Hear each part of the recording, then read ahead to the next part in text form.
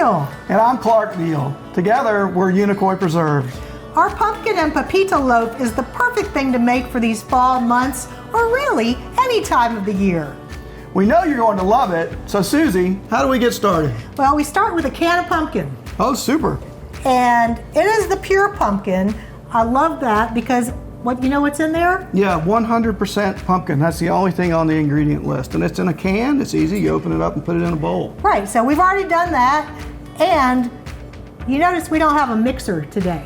I'm the mixer today. This is a 1 bowl pumpkin loaf. We're gonna combine the wet ingredients, so I'll put them in the bowl. Okay. And if you use the whisk to incorporate, I've got some oil and sugar. Now, you're thinking sugar is a dry ingredient, but when you're baking, Clark, it's considered a wet ingredient. It is. Another thing that we love about this recipe, a lot of pumpkin breads only use part of a can of pumpkin. What do you do with the rest of it? You put it in the refrigerator, it gets lost, you forget about it, and then come Christmas time or New Year. Months later, you dig it out of there and throw it in the trash and feel bad for not using it. So this recipe is scaled around using a whole can of pumpkin, so there are none of those leftovers. That's right, and by doing that, you make a big, impressive loaf, and if you can't eat it all, you can slice some off, tuck it into the freezer for when you want it, and it's a nice little surprise. Another quick tip when you're doing this, let your eggs come to room temperature. They incorporate a lot easier in your batter than cold eggs do. Yeah. All right, Susie, I think we're good there. All right, so we've got our fall spices, cinnamon, ginger, nutmeg, and cloves. This smells so delicious already.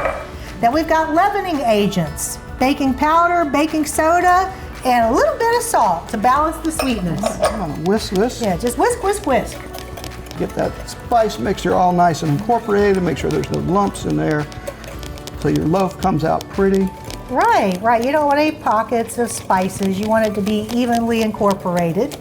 And you know, as Clark is whisking, he's doing the hard part. The next part is going to be a utensil change. Not a costume change, but a utensil change, because we're adding our all-purpose flour.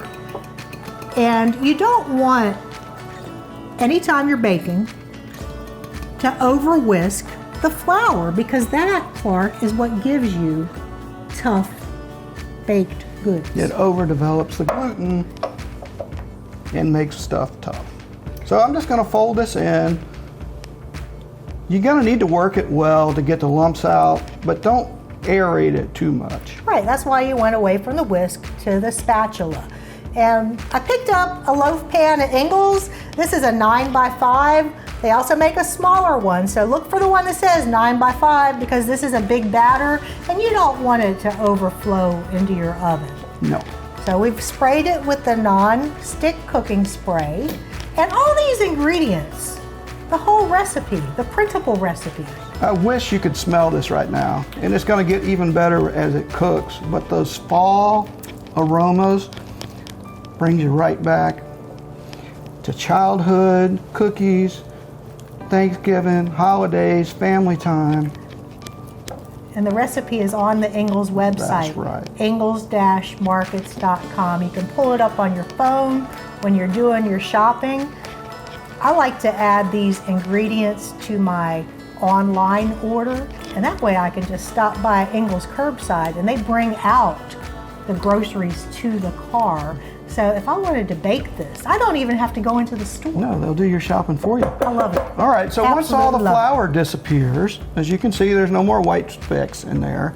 The batter is ready. We're going to put it into a pan that Susie said we sprayed with non-stick cooking spray. All right, I'll hold that pan. You hit the target. Give it a little shaky shake to try and level it out a little bit. Another thing that we love about this recipe, like Susie said, is it's one bowl. And as a guy that does the dishes most of the time, Susie does most of the baking in our house, but I help by doing dishes. So I'm really happy that this is a single bowl dish. I appreciate your help in the kitchen. You're a great And look at you baking. You always say, I'm not a baker, but look at you, you're baking. I guess I can follow directions sometimes. That's all a recipe is, it's just a set of directions. So if you read the recipe, follow right along. You notice how we had everything measured out? I like to do that when I bake. That way I don't forget to put spices in. You measure it all out ahead of time. So we told you this was pumpkin and pepita loaf. Pepitas are just pumpkin seeds, and we picked these up in the Ingles bulk section. These are salted and roasted pumpkin seeds. They add a nice visual element to the dish. It's a nice contrast to the orange of the loaf, and they add a nice crunch and a little bit of saltiness to the sweet loaf. I don't think you can have too much on the top because the leavening agents are going to make this rise up and the seeds are going to spread out and distribute. So feel free to pile on those seeds. We've got the oven preheated. We're going to pop it in the oven and we'll be back to show you what it looks like. Okay, it's come out of the oven. The hard part is waiting for it to cool down in the pan for a few minutes before you take it out and slice it. And we've got it put on this beautiful board, sliced so you can see what the interior looks like. And doesn't that just look like something you want to put in your mouth right now? I wish you could smell it too. It smells so good in here. Thank you for joining us today at the Ingles Table. And for grabbing your copy of the Ingles Table magazine. There are so many more recipes that you can discover right here on the website. So be sure to check it out. And we'll see you next time.